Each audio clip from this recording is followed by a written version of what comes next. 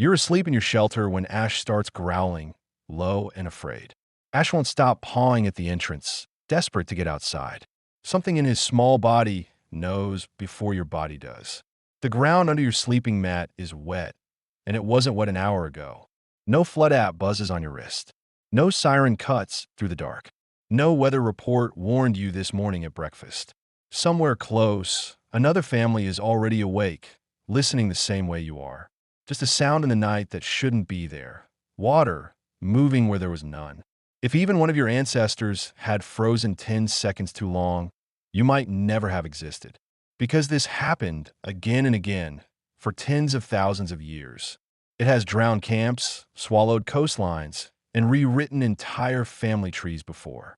And the flood story you already know by heart might not just be a story.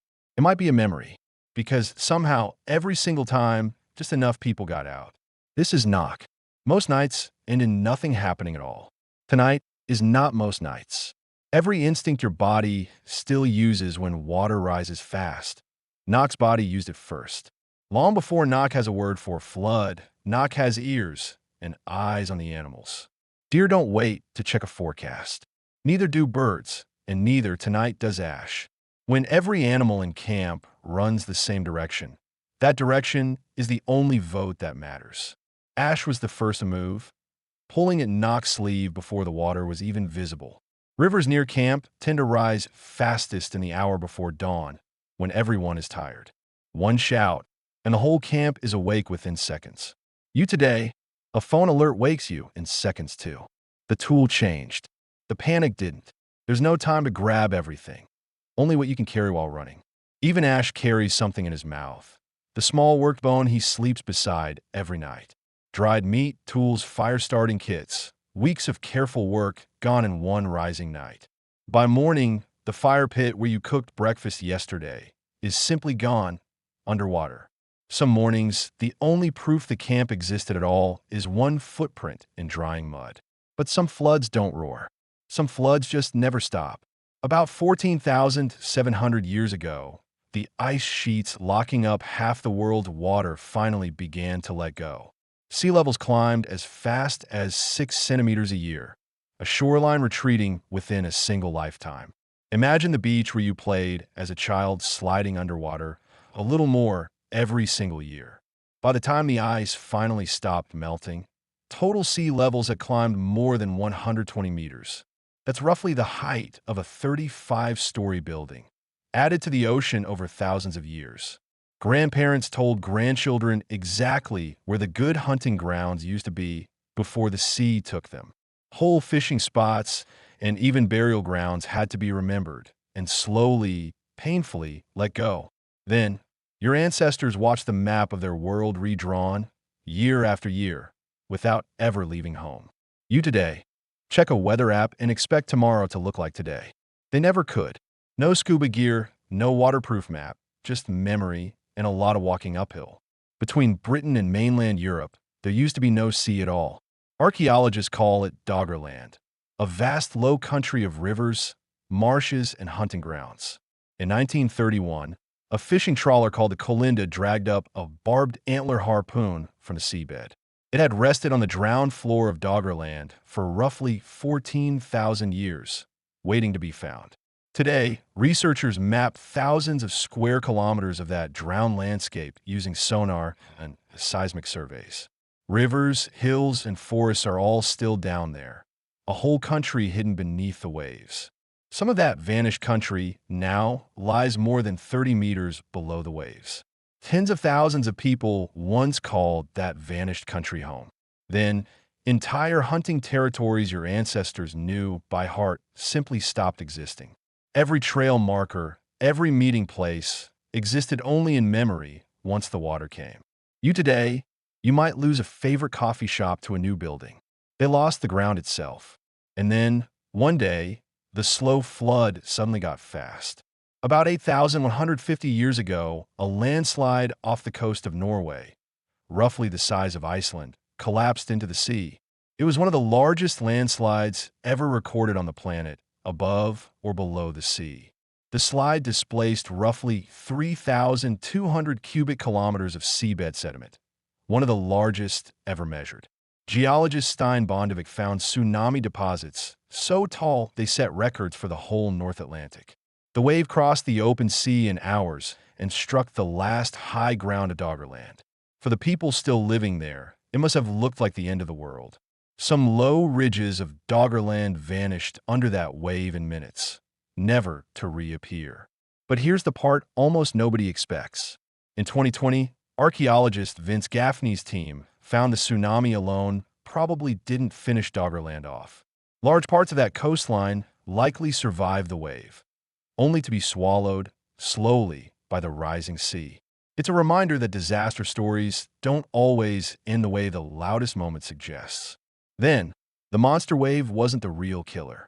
The quiet, patient water was. Today, you fear the loud disaster.